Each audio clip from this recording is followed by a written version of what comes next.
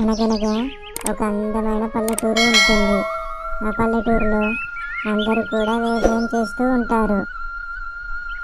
ఆ గ్రామంలో రసాయనాలను వాడకుండా సేంద్రియ వ్యవసాయం చేయాలన్నది రామారావు యొక్క కోరిక.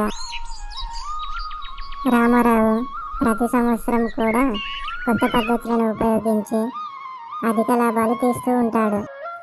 కానీ రామారావుకి రసాయనాలను వాడి పండించే పంటలు నచ్చకపోవడంతో సేంద్రియ వ్యవసాయం చేయాలని నిర్ణయించుకుంటాడు.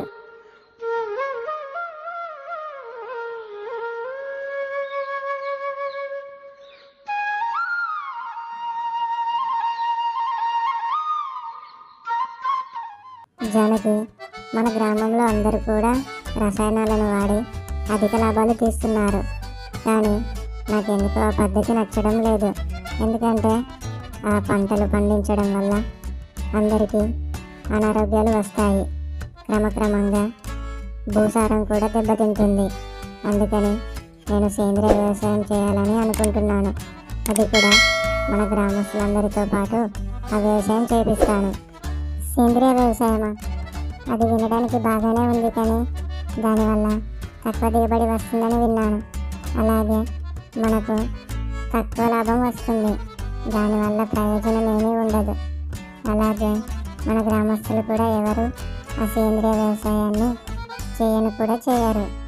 మనం కూడా ఎప్పటిలాగే ఇలాగే వ్యవసాయం చేసుకుంటూ ఉందాం. అలా ఏముండదు జానకి. మనకు లాభాల కంటే మన ఆరోగ్యాలు ముఖ్యం కదా. నేను మన గ్రామస్తులకు అది అర్థమయ్యేలా చెప్తాను.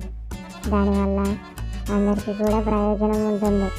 ఈ సంవత్సరమే సేంద్రియ వ్యవసాయాన్ని మొదలు పెడదాం.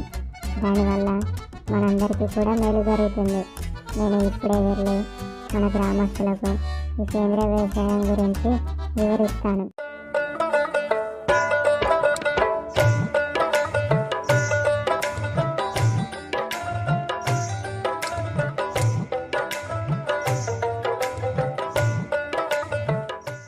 మన గ్రామస్తులందరం కూడా ఈ పంట నుండే సేంద్రియ వ్యవసాయాన్ని మొదలు పెడదాం.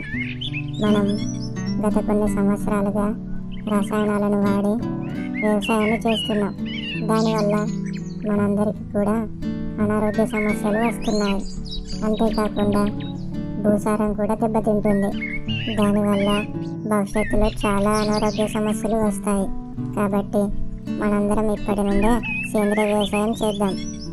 నువ్వు చెప్పేది బాగానే ఉందిరా రామారావు, కానీ మనం అలాగే మన గ్రామస్తులు ఎవరు కూడా ఇంతకుముందు ఇలాంటి సేంద్రియ వ్యవసాయం ఎప్పుడు కూడా చేయలేదు.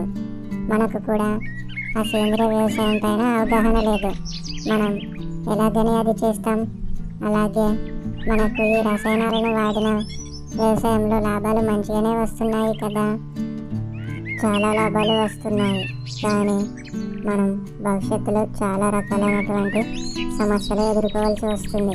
అంతేకాకుండా ఈ సేంద్రియ వ్యవసాయంలో మనం మన ఆరోగ్యాన్ని కాపాడుకున్న వాళ్ళం అవుతాం.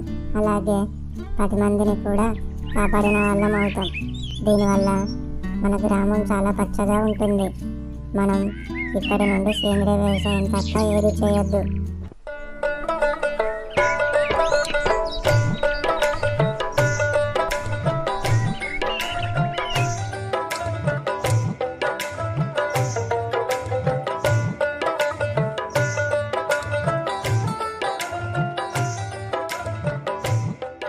అప్పటి నుండి రామారావు చెప్పిన విధంగానే ఆ గ్రామస్తులందరూ కూడా వారి యొక్క గ్రామంలో ఎటువంటి రసాయన ఎరువులు వాడకుండా సేంద్రియ ఎరువులు వాడి సేంద్రియ వ్యవసాయాన్ని చేస్తూ ఉంటారు.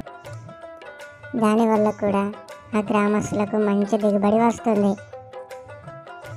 ఏరా రామారావు, నీవు చెప్పిన విధంగానే మన గ్రామం అంతా కూడా సేంద్రియ వ్యవసాయాన్ని చేస్తున్నారు. దానివల్ల కూడా మన గ్రామస్తులందరికీ అధిక దిగుబడి వచ్చి చాలా లాభాలు వస్తున్నాయి. అలాగే మన ఆరోగ్యాలు కూడా గత సంవత్సరం కంటే చాలా బాగున్నాయి. మనందరం కూడా ఇప్పటి నుండి సేంద్రియ వ్యవసాయాన్నే చేద్దాం. అప్పటి నుండి ఆ గ్రామస్తులందరూ కూడా సేంద్రియ వ్యవసాయాన్ని చేస్తూ చాలా సంతోషంగా జీవిస్తారు.